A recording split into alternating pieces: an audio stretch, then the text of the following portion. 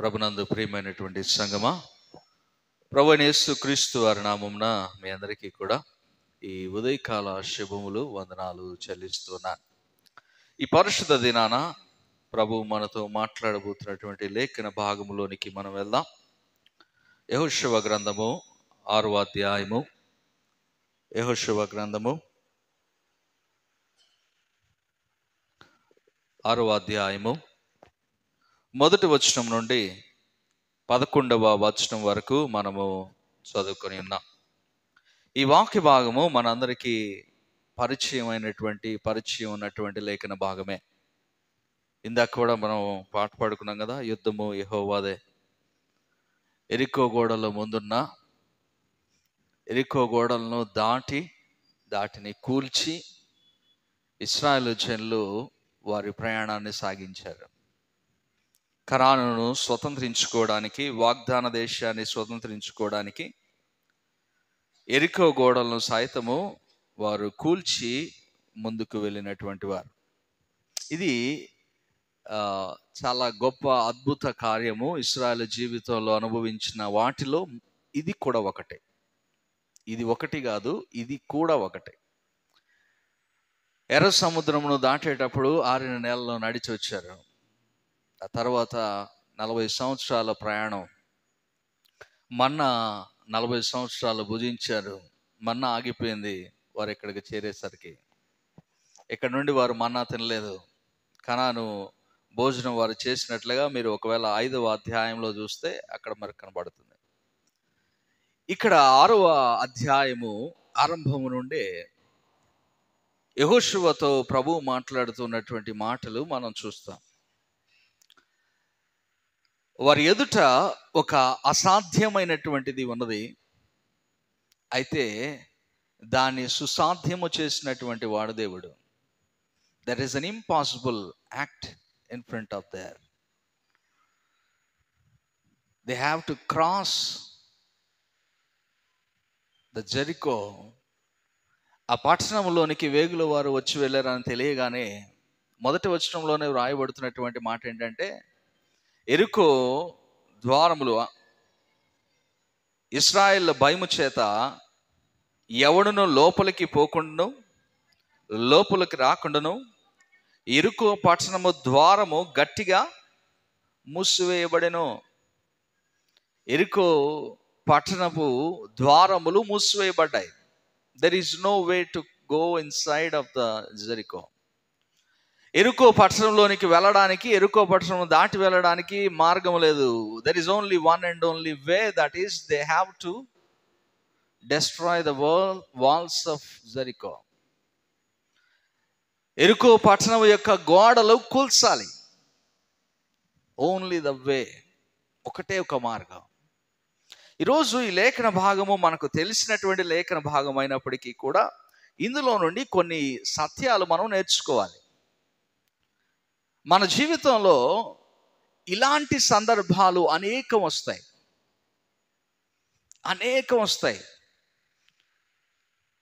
దారి తెలియనటువంటి స్థితిలో నిలబడిపోయి ఉంటాం. ఎటు వెళ్ళాలో, ప్రయాణము సాగించాలో తెలియని స్థితిలో ఆగిపోయి ఉంటాం. We don't know where to go and how to go. ఎలా వెళ్ళాలో తెలియదు, ఎటు వెళ్ళాలో తెలియదు. మన గమ్యములు, మన ప్రయాణము ఎటు సాగుతున్నదో మనకు తెలియదు. అలాంటి పరిస్థితి ఇక్కడ ఇశ్రాయేలు జనులకు కూడా ఎదురైంది. ఇక్కడ మనం చూస్తే ప్రభు వారితో మాట్లాడుతున్నటువంటి మాటలు, ఒకవేళ ఈ జెరికో పట్టణాన్ని గురించి, ఈ గోడల గురించి ఒకవేళ చూస్తే, ఈ గోడలట 15 ఫీట్ హైట్, 15 అడుగుల ఎత్తు, 6 అడుగుల వెడల్పు, 6 feet strong thick walls. And oldest city, one of the oldest cities Jericho. అలాంటి గొప్ప పట్టణము, ప్రాకారము లేకపోతే సరిహద్దు లేకపోతే దానిలోనికి ప్రవేశించకుండా అడ్డుగా ఒక గోడను నిర్మించుకున్నటువంటి ఒక గొప్ప పట్టణం దేంతో కూల్చబడింది అంటే సుత్తులతోనో డైనమైట్లతోనో దేంతోనో వారు దేన్ని కూల్చలేదు. జస్ట్ వారు చుట్టూ నడిచారు, బూరలు ఊదారు, ఇంకా కేకలు వేశారు, అంతే. Unbelievable act.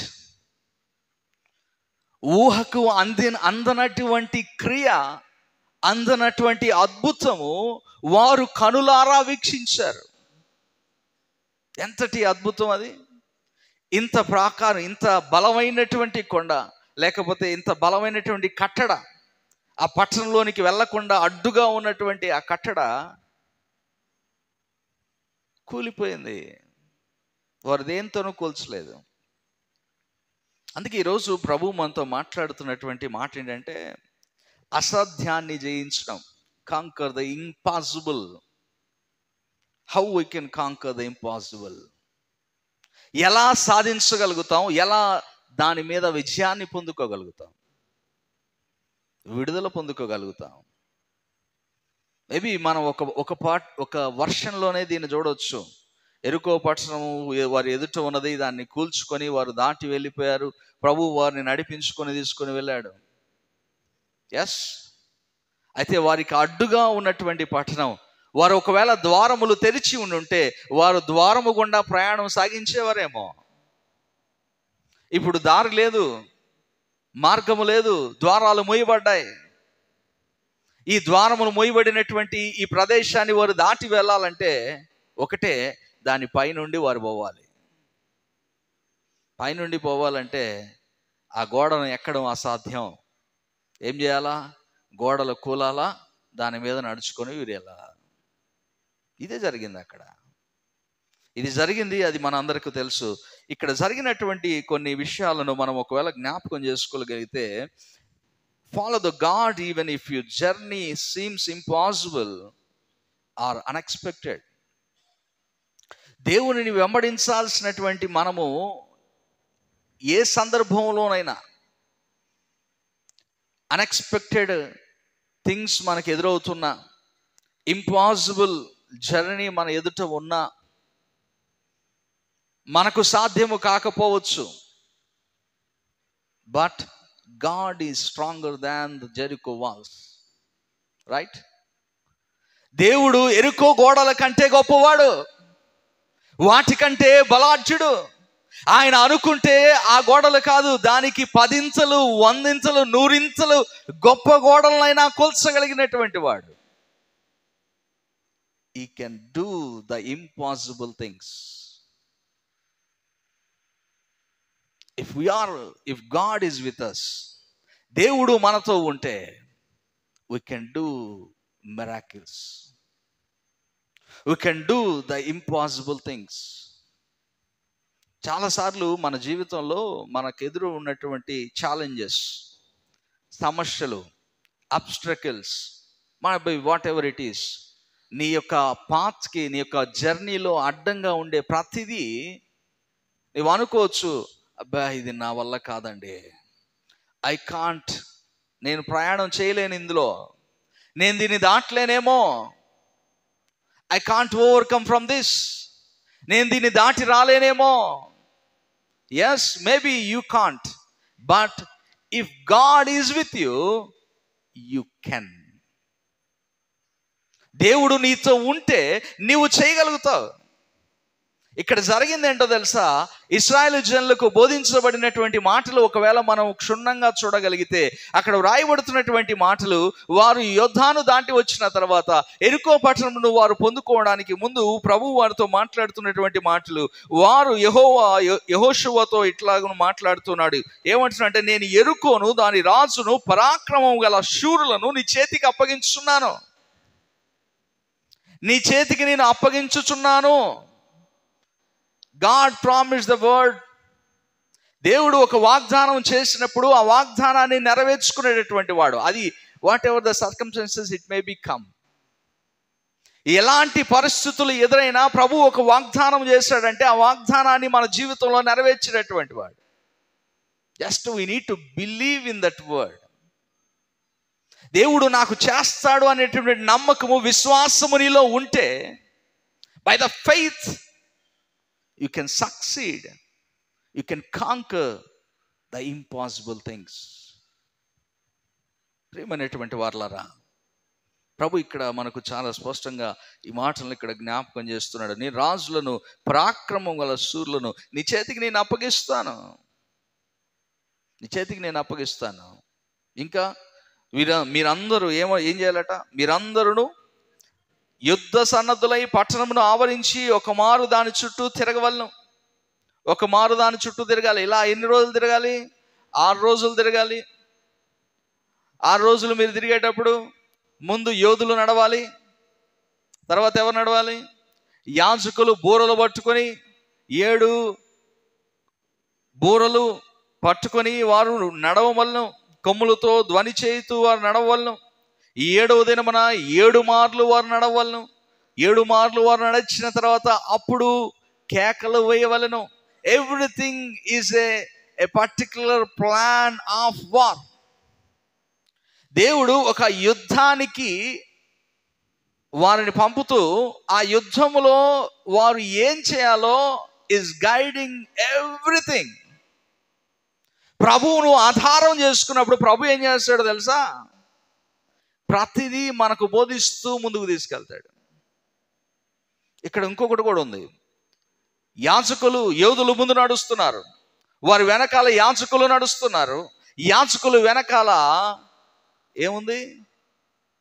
Arc of God, the presence of God. ఇశ్రాయేలు నమ్మేటటువంటి దేవుని యొక్క సన్నిధి, దేవుని యొక్క సన్నిధి, మందస్సము వారు మోసుకొని వస్తున్నారు. యాజకులు వెనకాల, మందస్సము వెనకాల దండు నడుచుకుని వస్తుంది సైన్యము. This is the form.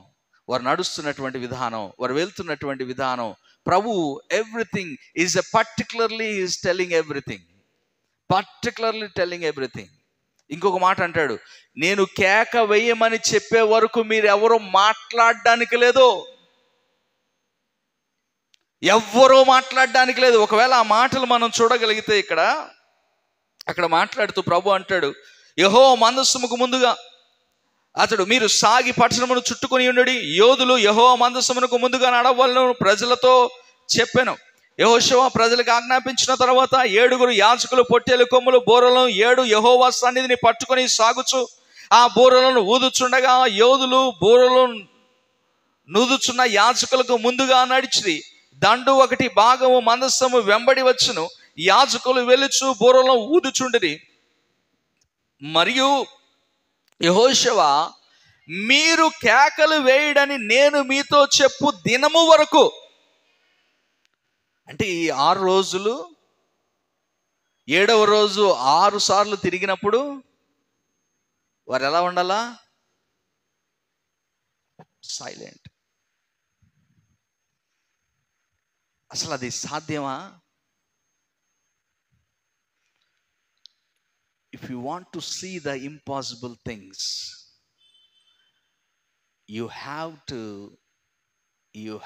to listen to the word. దేవుని యొక్క మాటకు నీవు లోబడితే then you can see the impossible things. సాధ్యము కానటువంటి వాటిని నీవు చూడాలంటే దేవుని మాటకు నువ్వు శిరసా వహించాలి. నువ్వు దాటడానికి లేదు. ఆలోచన చేయండి, ఎంతమంది ఇక్కడ ఒకవేళ యుద్ధ సన్నద్ధులైనటువంటి వారు ఎంతమంది ఉన్నారంటే 3వ అధ్యాయంలో 13వ వచనంలో చూస్తే వారు యోర్దాను దాటుతున్నటువంటి సమయంలో అక్కడ వ్రాయబడుతుంది, సేనలో ఇంచుమించు 40,000 మంది యుద్ధ సన్నద్ధులై యుద్ధము చేయుటకు యెహోవా సన్నిధిని యెరికో మైదానములకు దాటి వచ్చిరి. యుద్ధ సన్నద్ధులై వారు వచ్చినటువంటి వారు. ఇంకా ఎంతమంది జనులు వచ్చారు? పురుషులు 6 లక్షల మంది వచ్చారు అంటాడు. పురుషులు 6 లక్షల మంది అంటే మేబీ ఒకవేళ మనం క్యాలిక్యులేట్ చేసుకుంటే ఇప్పుడు ఇక్కడ పురుషులు ఎంతమంది ఉన్నారు? 1/3 ఉండొచ్చు. స్త్రీలు ఎక్కువ మంది ఉన్నారు, పురుషులు తక్కువ మంది ఉన్నారు. ఎక్కడైనా అలాగే ఉంటారు. సరే, 6 లక్షల మంది పురుషులు అంటే 6 లక్షల మంది స్త్రీలు వేసుకుందాం. 12 లక్షల మంది పిల్లలు, వారు ఒక 6 లక్షల మంది వేసుకున్న 18 లక్షల మంది. పోనీ స్త్రీలు పురుషులు నడవలేదు అనుకుందాం, 6 లక్షల మందే నడిచారు. అందులో 40,000 మంది యుద్ధ సన్నద్ధులైనటువంటి వారు, సైన్యంగా ఉన్నటువంటి వారు. ఇంతమంది ఒక పట్టణము చుట్టూ వారు నడుస్తూ మౌనంగా నడిచారంటే అసలు అది ఊహించుకోండి ఒకసారి. మనం మామూలుగానే వాక్యం చెప్తుంటే పక్కన వాళ్ళు ఊరినట్టగలిగితేనే మాట్లాడుకున్నాడు. ఎక్కడ? దేవుని సముఖంలో, దేవుని సన్నిధిలో వాక్యం వింటున్న సందర్భంలో, ఇన్ ద చర్చ్. అంతమంది జన సమూహము, అంతమంది ప్రజలు దాని చుట్టూ నడుస్తుంటే ఒక్కరు మాట్లాడలేదట. కేకలు వేయడం కాదు, మాట్లాడుకోవడానికి కూడా లేదు. ఇక్కడ అంటాడు, అందుకే చాలా వివరంగా దాన్ని చెప్తాడు.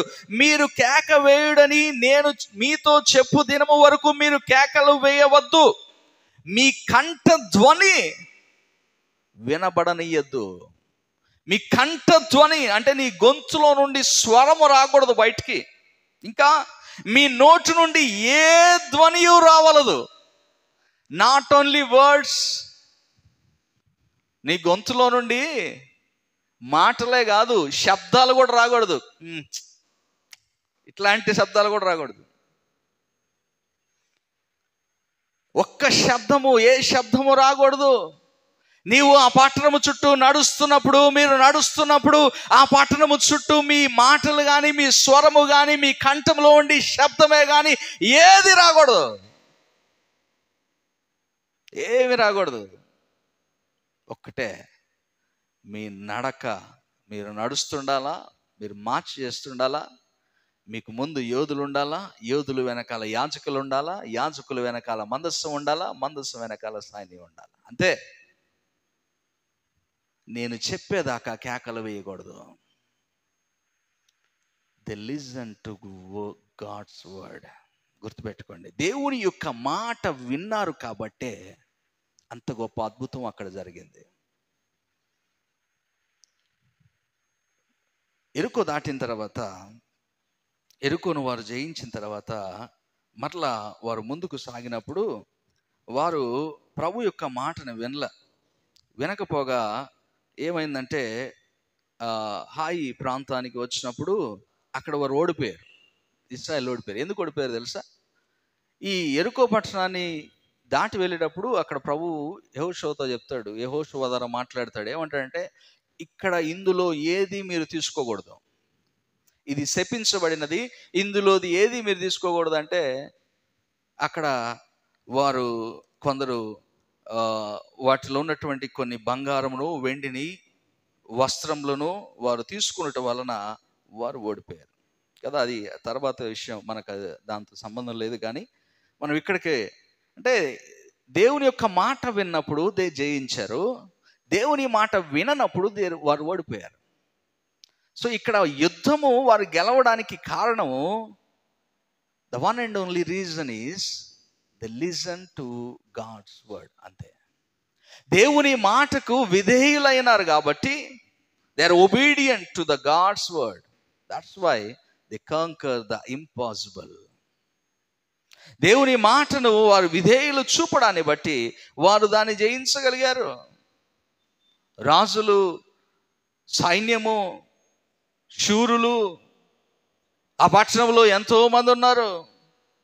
ఒకసారి అనుకోండి, ఊహించుకోండి, ఎరుకో పట్టణంలో ఉన్నటువంటి ప్రజలు ఏమనుకుంటారో వీరు చేస్తున్న పనికి. వీళ్ళేందిళ్ళు యుద్ధ సన్నద్ధులై ఉన్నారు, బూరలు పట్టుకున్నారు, మా పట్టణము చుట్టూ తిరుగుతున్నారు, కానీ ఏమి చేయట్లా, మాట్లాడట్లా, శబ్దం చేయట్లా, ఏం చేయట్లా, జస్ట్ నడుస్తున్నారు అంతే. వాళ్ళు అనుకుంటారు వీరు మార్గం వెతుకుతున్నారు లోపలికి రావడానికి, ఎరుకో పట్టణంలోనికి రావడానికి మార్గాన్ని చూస్తున్నారు, కానీ మార్గం వారికి దొరకదు. ఎందుకంటే మనం కట్టుకున్నటువంటి ఈ గోడలు, మనం కట్టించుకున్నటువంటి ఈ పట్టణపు ప్రాకారములు లేకపోతే గోడలు, ఇవి చాలా పటిష్టమైనటువంటివి, గట్టివి, స్ట్రాంగెస్ట్ వాల్స్ ఉన్నాయి. కాబట్టి వారు రాలేరు అని వారు తలంచుకుంటున్నారు. అనుకోని రీతిలో 7వ దినమున 7వ మారు వారు నడిచిన తర్వాత కేకలు వేయగానే ఆ గోడలు కూలినప్పుడు maybe then they realize how great their God is. యెహోవా దేవుని యొక్క గొప్పతనము అప్పటికే వారు విని ఉన్నారు. రాహాబు మాట్లాడుతూ అంటది, ఇదిగో మీరు నడిచి వస్తున్నప్పుడు, యోర్దాను దాటి వచ్చినప్పుడు, యోర్దాను నదిలో ఉండి మీరు ఆరిన నేల నడిచి వచ్చారు. మీరు ఇదిగో ఎర్ర సముద్రం దాటి వచ్చినప్పుడు మీరు దాన్ని జయించుకొని వచ్చారు, ఐగుప్తును జయించుకొని వచ్చారు. ఇవన్నీ మేము విన్నాం. ఇప్పుడు ఈ పట్టణమును దేవుడు మీకు ఇచ్చి ఉన్నాడని మాకు తెలుసు. రాహాబు మాట్లాడుతూ అంటది ఇవన్నీ. అయితే వారికి ఆల్రెడీ తెలుసు. అయితే వారు అనుకుంటున్నారు, వారి దేవుడు మన గోడల కంటే గొప్పవాడు కాదు, వారి దేవుడు మేము కట్టుకున్న గోడల కంటే గొప్పవాడేం కాదు అని అనుకున్నారు. కానీ వారు పొరపడ్డారు. ఆ గోడలు కూలిపోయాయి. వారు అందులో నుండి వారు దాటి వెళ్ళిపోతూ ఉన్నటువంటి పరిస్థితి మనకు కనబడుతుంది. ఇక్కడ ఒకటే ప్రభు జ్ఞాపకం చేస్తుంది, we need to listen to the God is purposefully do the things, not randomly. ర్యాండమ్గా ప్రభు ఏది చేయడు. He will do everything in a purpose. He knows the purpose. ఎస్తేరు రాజగృహంలో మొర్దెకై మాట్లాడుతూ అంటాడు, ఇశ్రాయేలు జనులకు శ్రమ కలుగుతుంటే నీవు రాజమందిరంలో ఉన్నావు కదా, తప్పించుకుంటావని నీవు అనుకుంటున్నావేమో ఎస్తేరు. దేవుడు ఇందుకొరకే నిన్ను రాజమందిరంలో ఉంచాడు. Because of this you are there. So God has a purpose in everything. దేవుడు ప్రతిదానికి ఒక ఉద్దేశము కలిగి మనల్ని నడిపిస్తాడు. ఒక గోడ అడ్డం వచ్చినా, ఒక సమస్య, ఒక ఛాలెంజ్ నీకు ఎదురవుతున్నా, నీవు దాన్ని జయించలేనంట ఎత్తైనటువంటి కొండని ఎదుట ఉన్నా, దాని ఉద్దేశం, there is a purpose in your life. Just believe it. నువ్వు దాన్ని తెలుసుకోవాలి. దేవుడు ఏదో ఉద్దేశం కలిగి ఉన్నాడు. ఎందుకో దాన్ని నా ఎదుట ఉంచాడు. దేవుడు మహిమపరచబడడానికేమో, దేవుడు జయించడానికేమో. వారు దేవుని మాట విన్నారు. They listen to the God's word and they follow the ark of God. దేవుని మందస్సాన్ని వారు వెంబడించారు. అక్కడ చాలా స్పష్టంగా వ్రాయబడుతుంది, మందస్సు వెనకాల వారు నడిచినట్లుగా లేఖనము మనం చూడగలుగుతున్నాం. And not only that one, they cannot outcome from the situation or the circumstances they are facing. వారంతటా వారు రాలేరు. ఎవరు రావాలి వారి వెనకాల? దేవుని మందస్సం వారితో ఉంది కాబట్టి వారు జయించారు. దేవుని యొక్క మందస్సం వారితో ఉంది కనుక వారు జయించగలిగారు. అదే ఇక్కడ ఈ యొక్క వాక్య భాగంలో ఉండి మనం చూడాల్సిందే. ఒకటి దేవుని మాట వినడం, దేవుని యొక్క సన్నిధిని వెంబడించడం. ఇవి రెండూ లేకుండా వారు జయించగలిగేవారు కాదు. వారు చేసిందల్లా ఏమీ లేదు. నడిచారు, కేకలేసారు, బోరులు ఊదారు, అంతే. But the great walls are destroyed. నిజంగా ఇంత అద్భుత కార్యము మన జీవితంలో మనం చూడాలంటే మనమును దేవుని యొక్క మాటలు వినవలసినటువంటి వారం. We need to be obedient to God's word. Whatever the God promise, He will fulfill everything in your life. So వాగ్దానం చేసినటువంటి దేవుని నీవు నమ్మవలసినటువంటి వాడు. కీర్తనల గ్రంథము 61వ కీర్తనలో 2వ వచనంలో మనం చూస్తే కీర్తనకారుడు అంటాడు, నేను ఎక్కలేనంత ఎత్తైన కొండను నన్ను ఏమట ఎక్కించు, నన్ను ఎక్కించుము, నీవే నాకు ఆశ్రయముగా ఉంటివి.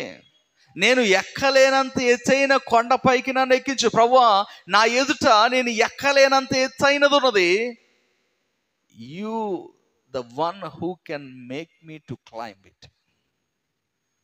నీవు మాత్రమే నేను ఎక్కుటకు సహాయము చేయగలిగినటువంటి వాడవు. నీవు లేకపోతే నేను ఎక్కలేను దాన్ని. I cannot overcome from my struggles, my challenges. నా అబ్స్టకిల్స్, నాకు ఎదురవుతున్నటువంటి సమస్యల్లో నుండి, నాకున్న సమస్యలు, నాకు ఎదురుతున్నటువంటి ఛాలెంజెస్లో నుండి నేను వాటిని ఓవర్కమ్ అవ్వాలంటే కేవలము నీవు నాతో ఉండాలి. Unless there is God with you, దేవుడు నీతో లేకపోతే నీవు వాటిలో ఉండి రాలేవు బయటికి. వాటిని జయించలేవు, వాటిని దాటుకొని నీవు రాలేవు. Maybe we think that my wisdom, my strength, my power, my ideology. No, నీ శక్తి వలన కానీ, నీ బలము వల్ల కానీ, నీ జ్ఞానము వల్ల కానీ, మరొకటి నీది అనుకునే దాని వలన నీవు దేనిని సాధించలేవు. దేవుని యొక్క సహాయము తోడు కాకుండా, దేవుని యొక్క నడిపింపు లేకుండా దేన్ని మనం పొందుకోలేము. We need to depend upon the God every time. ప్రతి సందర్భంలో, ప్రతి సమయంలో దేవుడిని ఆధారం చేసుకొని మనం జీవించవలసిన వారమే కానీ మనగా ఏమి చేయలేమండి. గుర్తుపెట్టుకోండి, you can't do anything without God. We can do everything with God. ఇది గుర్తుపెట్టుకోండి. దేవుడు ఉంటే మనం ఏదైనా చేయగలుగుతాం. అందుకే 40వ కీర్తనలో, జిగటగల దొంగ ఊబిలో నుండి నన్ను పైకెత్తెను, నా పాదములు బండ మీద నిలిపి నా అడుగులు స్థిరపరిచెను. నాశనకరమైన గుంటలో నుండి, ఎక్కడి నుండి దిగలడు దేవుడు? ఎక్కడి నుండి దిగలడు? నీవు నాశనకరమైన గుంటలో ఉండిపోయినా, జిగటగల దొంగ ఊబిలో ఇరుక్కొని పోయినా, you can't come out from that. నీవు రాలేవు దాంట్లో ఉండి బయటికి. ఎవరు తేగలరు నిన్ను బయటికి?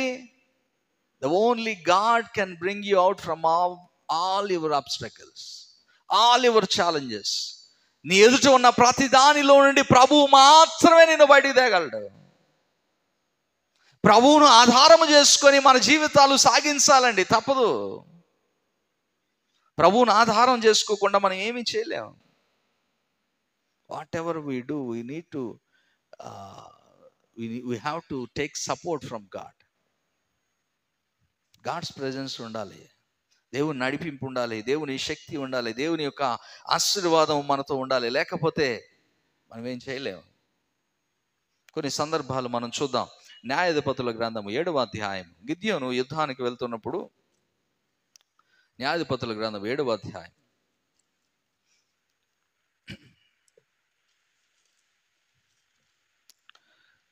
మిద్యానీయులు, అమాలేకులు, తూర్పువారులు లెక్కకు మిడతల వలె మైదానంలో పరుండి ఉన్నటువంటి స్థితిలో, వారి ఒంటెలు సముద్రము తీరమునున్న ఇసుక రేణువుల వలె ఉన్నటువంటి సందర్భంలో, అంత విస్తారమైనటువంటి సైన్యము, బలము వారు కలిగి ఉంటే, గిద్యోనుతో ఎంతమంది ఉన్నారు? ఇక్కడ ఎంతమంది ఉన్నారు?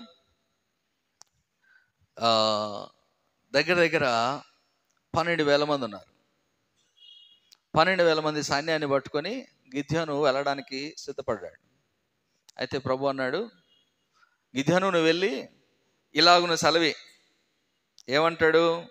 నువ్వు వెళ్ళి ప్రజలతో ఇలాగున చెప్పు. 3వ వచనం, ఎవడు భయపడి వణుకుచున్నాడో వాడు త్వరపడి గిలాదు కొండ విడిచి తిరిగి వెళ్ళవాలని జనులు వినున్నట్లుగా ప్రకటించమని గిద్యోనుతో చెప్పినప్పుడు, సెలవిచ్చినప్పుడు, అప్పుడు జనుల్లో నుండి 22,000 మంది 22,000 మంది తిరిగి వెళ్ళిపోయారు. 12,000 మంది కాదు, 22,000 మంది వెళ్ళిపోయారు. ఇంకా మిగిలింది ఎంతమంది? 10,000 మంది. అంటే 22 + 10 మొత్తం 32,000 మంది ఉన్నారు. 32,000 మంది నుండి 22,000 మంది వెళ్ళిపోయారు. 10,000 మంది ఉన్నారు. 10,000 మందిలో ఉండి మరలా ప్రభు అన్నాడు, ఇదిగో వీరిలో నీళ్ళ యొద్దకు వీరిని దిగజేయము. వీరిలో ఎవరు అక్కడ నీళ్ళ యొద్దకు వెళ్ళి 5వ వచనం 6వ వచనం నుండి చూడండి. చేతితో నోటికి అందించుకొని గతికిన వారి లెక్క 300 మంది. మిగిలిన జనులందరూ నీళ్లు త్రాగుటకు మోకాళ్ళని కృంగిరి. అప్పుడు యెహోవా గతికిన 300 మనుషుల ద్వారా మిమ్మల్ని రక్షించదును. ఎంతమందితో? ఎంతమంది వచ్చారు? 32,000 మంది వస్తే ప్రభు 300 మందిని తీసుకున్నాడు. జస్ట్ 300. అక్కడ ఉన్నది ఎంత సైన్యము? ఇసుక రేణువుల అంత, సముద్ర తీరమునున్న ఇసుక రేణువులన్నీ ఒంటెలు. ఒకవేళ మీరు 12వ వచనంలోనికి వెళ్తే అక్కడ మీరు చూడొచ్చు, మిద్యానీయులను అమాలేకులను తూర్పు వారును లెక్కకు మిడతల గుంపులాగా ఉన్నారట. మిడతల వలె ఆ మైదానములో పరుండి ఉండిరి. వారి ఒంటెలు సముద్ర తీరమందున్న ఇసుక రేణువుల వలె లెక్క లేనివై ఉండెను. There is no count. లెక్కలేనన్ని ఒంటెలు యుద్ధము చేయడానికి సిద్ధమైనటువంటి పరిస్థితుల్లో సైన్యం ఉంటే దేవుడు 300 మందిని తీసుకున్నాడు. దేవుని యొక్క కార్యాలు ఎలాగ ఉంటాయి? దేవుడు ఒకవేళ అక్కడ 3 లక్షల మందిని తీసుకొని యుద్ధానికి పోతే ఎవరి బలం వల్ల గెలిచినట్లు? ఎవరి బలం వల్ల గెలిచినట్టు అండి? వారి బలం వల్ల గెలిచినట్టు, అంతేనా? కానీ ఇక్కడ ఎవరి శక్తి వలన, ఎవరి జ్ఞానం వలన, ఎవరి బలం వల్ల గెలిచారు ఇక్కడ యుద్ధాన్ని? By God. They won the victories, they won the wars, they conquered the cities only by the help of God. ఎందుకంటే ప్రభువు వారికి వాగ్దానం చేశాడు. నిర్గమకాండంలో 14వ అధ్యాయం 14వ వచనంలోనే మనం చూడగలిగితే అక్కడ జ్ఞాపకం చేయబడుతుంది. ఇశ్రాయేలు జనులు ఐగుప్తులో నుండి బయటకు తెచ్చినప్పుడే ప్రభు అంటాడు, యెహోవా మీ పక్షమున యుద్ధము చేయును, మీరు ఊరకయే ఉండవలెను. Fight is not by you. యుద్ధము ఆయనది, మీది కాదు. యుద్ధము ఆయన చేస్తాడు, మీరు కాదు. God will do, not you. దేవుడు యుద్ధం చేస్తాడండి, మనం చేయని అవసరం లేదు. ప్రభు అందుకే ఇక్కడ చాలా స్పష్టంగా మనకు జ్ఞాపకం చేస్తున్నాడు. వారు 300 మంది అంత పెద్ద సైన్యమును వారు తరిమారు. పారిపోయారు. యుద్ధం కాదు కదా, యుద్ధం చేసే పరిస్థితి కూడా లేదు. భయపడి పారిపోయారు. ప్రభు కార్యాలు అలా ఉంటాయి. అయితే జస్ట్ బిలీవ్, నమ్మకం ఉంచాలి. గిద్యోను అనుకోవచ్చు, ఏంది ప్రభువా, నేను 32,000 మందిని తెచ్చుకుంటే నువ్వు 300 మందిని పట్టుకొని యుద్ధానికి పొమ్మంటున్నావు. నేను 32,000 మంది వేస్తే నువ్వు 300 మందిని తీసుకుపోమ్మంటున్నావు అని వెనకడుగేస్తే గిద్యోను వేసి ఉంటే, ఎరుకో చుట్టూ నీవు 7 సార్లు 7 దినములు నడవవలెను, 7వ దినమున 7 సార్లు నడవవలని ప్రజలకు యెహోషువ ద్వారా చెప్పినప్పుడు వారు ఏమనుకో ఉండాలి? ఏందయ్యా యెహోషువ, ఆయన చెప్పాడు అనుకో దేవుడు, చుట్టూరా నడిస్తే పట్టణం ఎట్ట కూలుద్దయ్యా? పట్టణం చుట్టూ నడిస్తే ఆ గోడలు ఎలా కోల్తాయ్యా? క్వశ్చన్ చేయొద్దు. దేవుని యొక్క ఏమన్నా ఉద్దేశము కలిగి మనతో బోధించినప్పుడు, మనం ఇలాగున చేయమని చెప్పినప్పుడు, don't question the God again.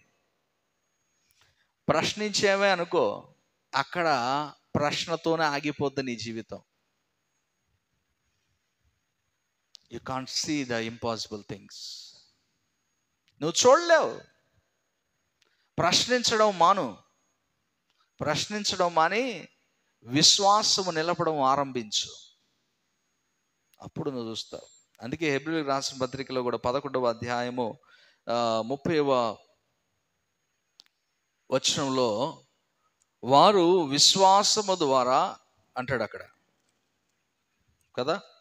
11వ అధ్యాయం 30వ వచనంలో ఏమంటాడు? విశ్వాసమును బట్టి 7 దినముల వరకు ప్రదక్షిణము చేయబడిన తర్వాత ఎరుకో గోడలు కూలెను. The walk with the faith, the march with the faith. విశ్వాసము ద్వారా వారు నడిచారు కాబట్టి ఆ గోడలు కూల్చబడ్డాయి. దేవుడు వారిని నడవమన్నాడు, వారు నమ్మారు, నడిచారు. అందువలన అక్కడ వారికి విడుదల కలిగింది. మన జీవితాల్లో కూడా ప్రభువు మాటకు మనం లోబడితేనే మనము ఇలాంటి అద్భుతాలు అనుభవించగలుగుతాం. వినకపోతే మనం ఏం చేయలేం. వింటే if you listen, if you obedient to the words, God's word, definitely, ఖచ్చితంగా చెప్తున్నా, మీ జీవితంలో మీరు అనుభవిస్తారు. ప్రభు ఇక్కడ చాలా స్పష్టంగా మాటలు మనకు జ్ఞాపకం చేస్తున్నాడు అండి. రాజుల గ్రంథం, మొదటి రాజుల గ్రంథంలోకి వెళ్దాం. మొదటి రాజుల గ్రంథం 17వ అధ్యాయం 14 వచనం. ఏలియా సారెపోతు విధవరాలు. ఈ సందర్భం కూడా మనకు తెలుసు.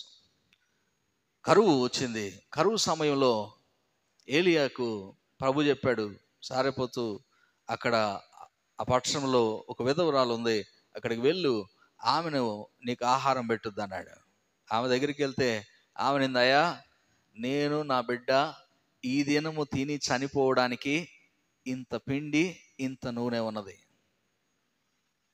మా ఇరువురికి మాత్రమే రొట్టెలు వస్తాయి, నీకు రావు, అది ఈ పూటకే అని ఆమంటే ఏలి ఏమంటాడు, అమ్మా ముందు నాకు ఒక అప్పము చేసుకొని రా ఫస్ట్. ఎవరైనా చేస్తారా పని? మీరే అనుకోండి, మీరే ఒక దైవజనుడో ఒక అవసరతలో ఉన్నవాడో మీ దగ్గరికి వచ్చాడు, వచ్చి మిమ్మల్ని అడిగాడు, అయ్యా నాకు ఈ పరిస్థితి ఉంది, ఇప్పుడు నా అవసరత తీర్చు నువ్వు అంటే, నీ కాడ ఫర్ ఎగ్జాంపుల్ ఫైనాన్షియల్ హెల్పే అనుకుందాం, నీ దగ్గర అవే ఉన్నాయి, లేదా ఆహారం ఫుడ్డే అనుకుందాం, నీ ఇంటికి వచ్చారు, నీ ఇంట్లో నీకు నీ బిడ్డలకు మాత్రమే ఆహారం ఉంది. ఎవడో తెలియని వ్యక్తి, రోడ్డును పోయేవాడు వచ్చి, అమ్మ 2 రోజులు అన్నం తిని 2 రోజులు అయింది, కళ్ళు తిరుగుతున్నాయి, కొంచెం అన్నం పెట్టమ్మా అని వస్తే నువ్వేం చేస్తావు? వాడికి అన్నం పెట్టి నువ్వు వండుకొని తింటావా? చెప్పండి. వాడికి అన్నం పెట్టి నువ్వు వండుకొని తింటావా, లేదయ్యా అటు పోయి రాపో అంటావా? అందరికి బాగా అలవాటైన పదం ఏంటంటే అటు పోయిరాయ్యా అంటారు కదా. నీ దగ్గరకు అద్దించి నీ దగ్గరకు వస్తే, నీ దగ్గర ఉన్నదా లేదా, నీ దగ్గర ఉండి మిగిలిపోతే నువ్వు పెట్టేది కాదు. ఈడ అక్కడ ఆ వ్యక్తి ఏలియా వెళ్ళి అడిగితే ఆమెనింది, అయ్యా నాకు నా బిడ్డకు మాత్రమే ఉంది ఆహారం, అది ఈ పూటే, ఇది తిని మేము చనిపోలేక. That is their stage. This is our last food, చివరి ఆహారం. నేను ఇంకా మీకు వండుకోవడానికి ఉంది అంటున్నా. ఇక్కడ ఏంది పరిస్థితి తెలుసా? ఇక్కడ వండుకోవడానికి ఇంకా మళ్ళా లేదు. ఇంకా that is their last meal, the last meal. ఇక లేదు వాళ్ళకి ఆహారం. కానీ ఏలి అన్నాడు, నాకు ఒక అప్పం తీసుకురా ఫస్ట్ అన్నాడు. దేవుని యొక్క కార్యాలు ఎలా ఉంటాయి తెలుసా? When you surrender in the circumstances that you can't overcome from that. నీవు అలాంటి సందర్భంలో దేవునికి లోబడగలిగితే, నీవు అలాంటి సందర్భంలో దేవుని యొక్క మాటకు లోబడగలిగితే, then you can do miracles and you can see the marvelous things and you can see, feel and you face a impossible things in your life. ఇక్కడ ఆమె జరిగింది ఏందో తెలుసా? లేఖనంలో ఒకవేళ మనం చదువుదాం. యెహోవా వర్షము కురిపించు వరకు. ఏం జరిగిందండి అక్కడ? ఎంత గొప్ప అద్భుతం అంటే అక్కడ జరిగింది. ఏం జరిగిందట? ఆ భూమి మీద వర్షము కురిపించు వరకు, అంటే కరువు పోయే వరకు ఆ తొట్టిలో ఉన్న పిండి తక్కువ కాలేదు, బుడ్డిలో నూనె అయిపోద్దని ఇశ్రాయేలు దేవుడైన యెహోవా సెలవిచ్చుచున్నాడా? నేను కరువు ముగిసేదాకా ఆ పిండి అవ్వలేదు, ఆ బుట్టిలో నూనె అయిపోలేదు. ఇది ఇంపాసిబుల్ థింగా కాదా? ఇంపాసిబుల్లా కాదా? ఇది ఉన్నది ఎంత పిండి ఎక్కడ? వారి ఇరువురు తినుటకు 2 అప్పములు మాత్రమే చేసుకున్నటకు ఉన్నటువంటి పిండి. ఇద్దరికి మాత్రము సరిపోయే ఆహారం ఉన్నటువంటి స్థితి అది. అయితే ఏమైంది? అది వారి కరువు తీరే వరకు వారు తింటూనే ఉన్నారు. అయిపోలేదు, దాంట్లో ఆ పిండి అయిపోలేదు, ఆ నూనె అయిపోలేదు. ఎందుకో తెలుసా? కారణం ఏంటో తెలుసా? She is obedient to that word. ఆ మాటకు, ఏలియా చెప్పిన మాటకు విధేయత చూపించింది. తన గురించి, తన బిడ్డ గురించి ఆలోచన చేసింది, కానీ మొదట ఆయన ఖచ్చితంగా అడిగినప్పుడు ఇక కాదనలేకపోయింది, చేసింది. అందుకనే ఆ కరువు అంతా వారు ఆహారం భుజించగలిగారు. Just believe that. నీవు నమ్మితే, నీవు విశ్వసిస్తే, దేవుని మాటను ఆధారం చేసుకుంటే నీవు అనుభవించగలుగుతావు. 2వ రాజుల గ్రంథంలో కూడా ఇంకొక సందర్భాన్ని గుర్తు చేసుకుందాం. 2వ రాజుల గ్రంథం 4వ అధ్యాయం. ఒక ప్రవక్త యొక్క భార్య, ఆమె పరిస్థితి దారుణమైనటువంటి పరిస్థితి. భర్త చనిపోయాడు, పెనిమిటి చనిపోయాడు, అప్పులు పాలైపోయింది, ఏం చేయాలో తోచినటువంటి స్థితిలో మండిపోయింది.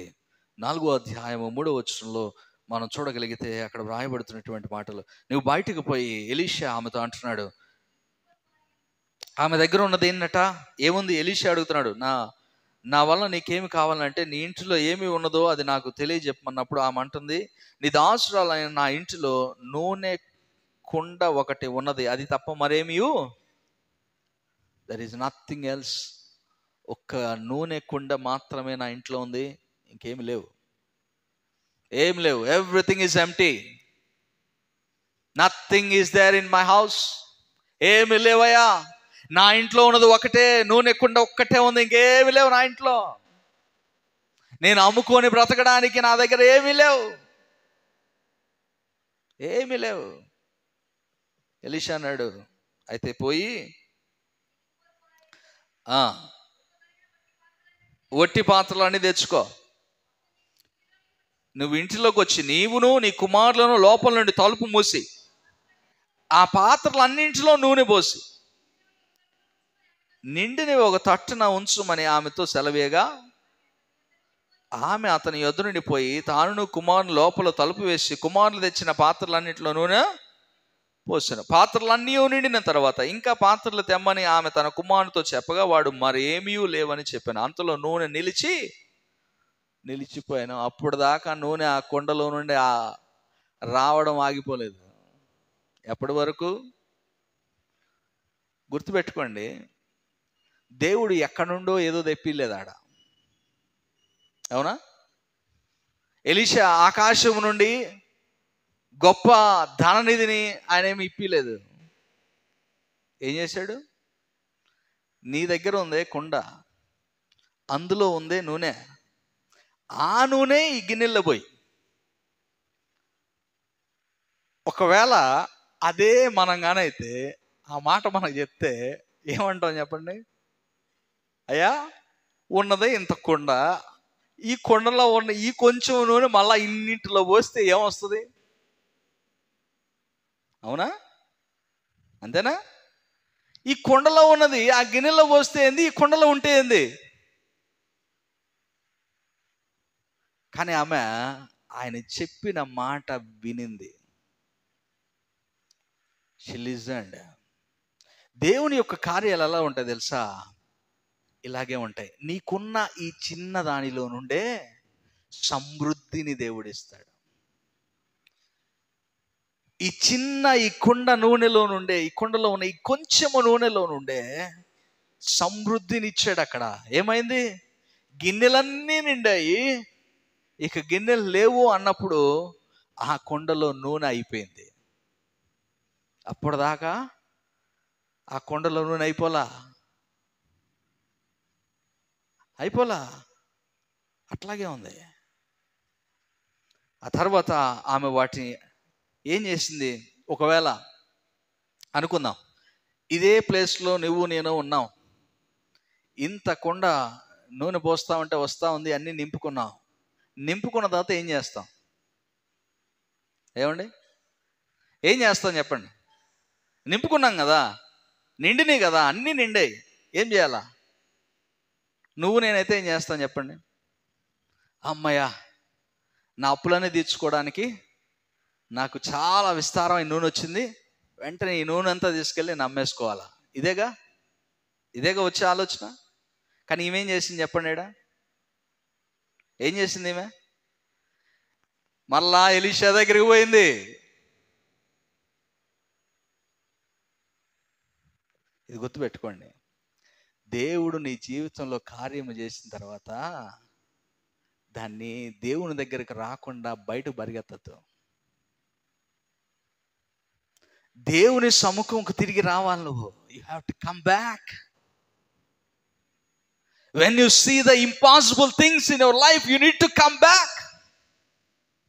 దేవుని దగ్గరకు వచ్చి అప్పుడు దేవునితో మాట్లాడు, దేవుని అడుగు, ప్రభువా ఇప్పుడు నేనేం చేయాలి? Then what I have to do.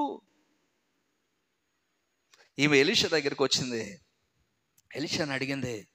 ఆమె దైవజనుడైన అతని యొద్దకు వచ్చి సంగతి తెలియజెప్పగా అతడు అంటున్నాడు, నీవు పోయి ఆ నూనెను అమ్మి నీ అప్పు తీర్చి మిగిలిన దాంతో నువ్వు నీ పిల్లలను బ్రతుకుడని ఆమెతో చెప్పాను. అప్పుడు ఆమె పోయి ఆ పని చేసింది. Then she went out. మనము ఇక్కడ దాకా ఉంటాం, ఆ తర్వాత స్టెప్లో మనం డెసిషన్ తీసేసుకుంటాం. ఇక్కడ దాకా ప్రభు చెప్పినట్లుగా చేసుకుంటూ వస్తాం. ఎప్పుడైతే మనము ఈ ఆశీర్వాదం ఇంపాసిబుల్ థింగ్ని మనం చూస్తాము, వెంటనే ఏమవుతుందంటే ఇంకా పట్టజాలనంత సంతోషము లేకపోతే ఉత్సాహము, ఇంకా దేవుణ్ణి మర్చిపోతాం. అయిపోయింది, ఫినిష్. వి ఫర్గెట్ గాడ్ కదా.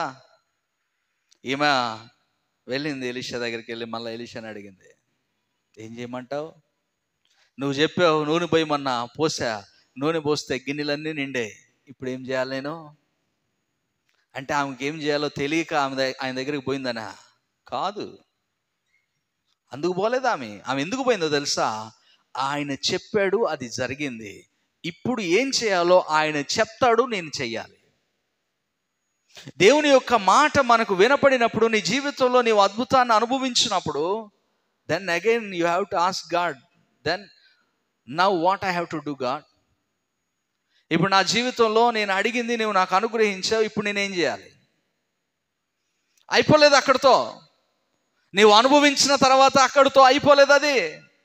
Then you have to again go to God and you have to ask God, what I have to do, what we have to do.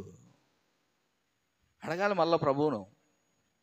అడిగితే అప్పుడు ప్రభు చెప్తాడు నువ్వేం చేయాలి. మనం ఇక్కడ దాకా వచ్చి ఆగిపోతాం కాదండి, నెక్స్ట్ స్టెప్కి వెళ్ళాలి.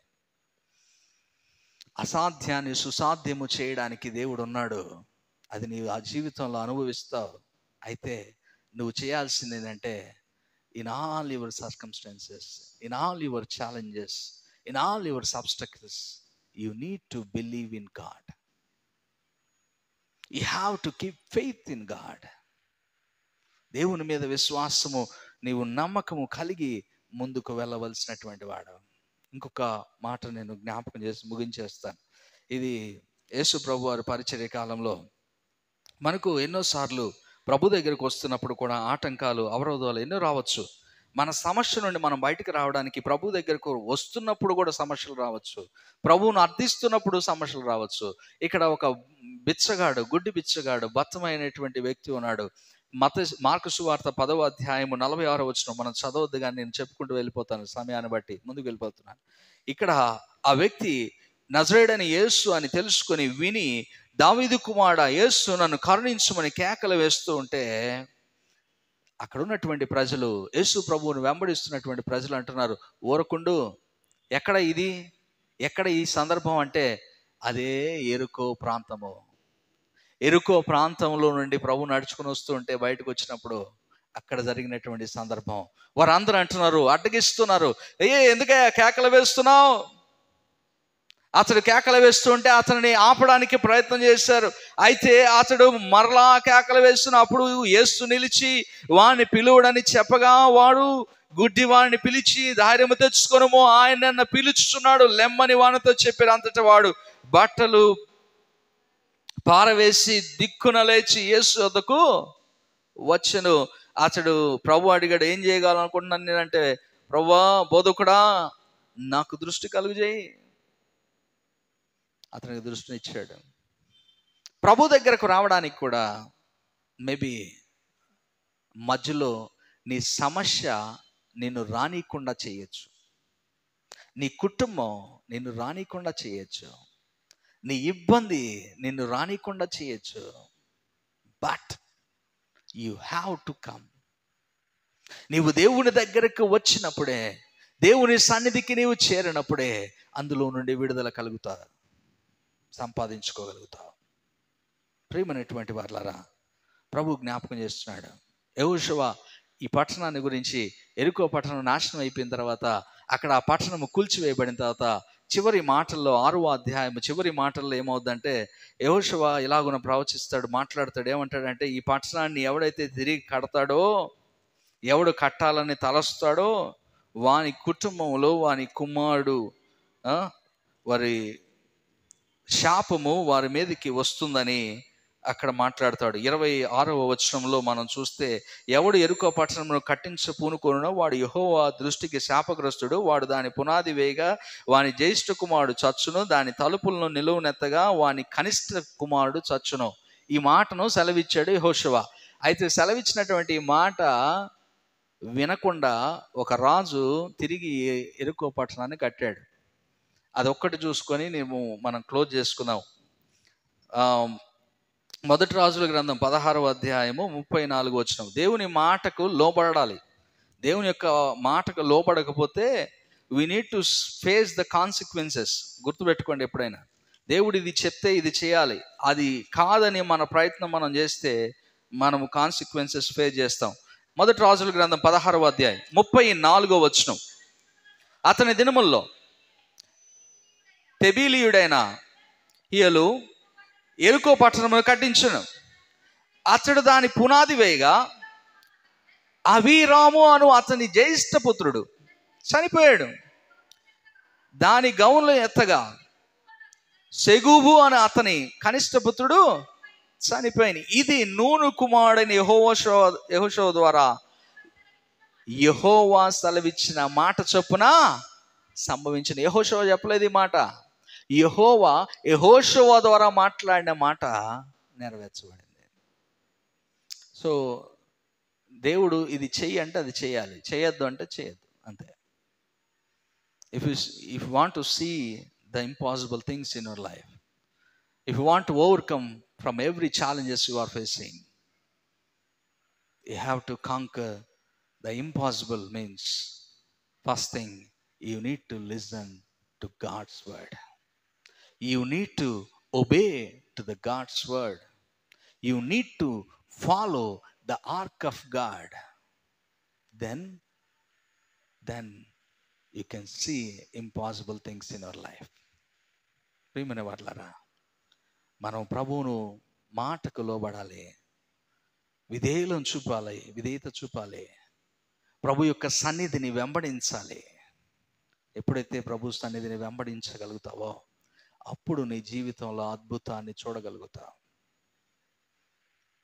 Unless we can't do. ప్రార్థన చేసుకుందాం.